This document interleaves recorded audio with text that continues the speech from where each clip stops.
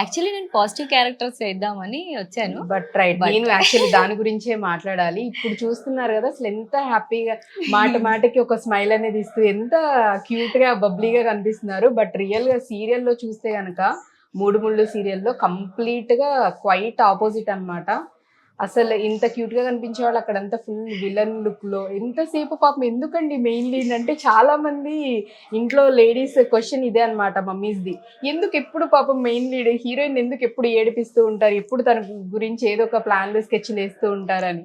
Actually serials లో heroine కంటే villain కి ఎక్కువ క్రేజ్ ఉంటుంది. మెయిన్ రైట్, పాయింట్ ఇది. సో నిజమే. ఈజీగా జనంలోకి వెళ్ళిపోవాలంటే ఎంత సాడిస్టం, ఎంత మనం సాడిజం చూపిస్తే అంత ఈజీగా సీరియల్ ప్లస్ అయిపోద్ది. కాబట్టి మేము ఓకే. ఎంత హీరోయిన్ ని టార్చర్ చేస్తే మా పైన అంత క్రేజ్ ఉంటుంది బట్ అన్నమాట.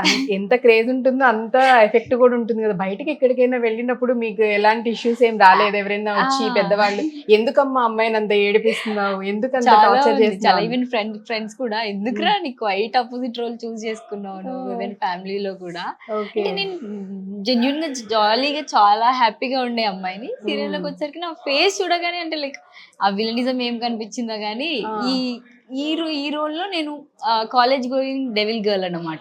ఓకే. ఇంట్లో చిన్న కూతుర్ని, ఓ. ఒక రాయల్ ఇంట్లో చిన్న కూతుర్ని, క్యూటెస్ట్ కానీ హీరోయిన్ అంటే అసలు పడదు.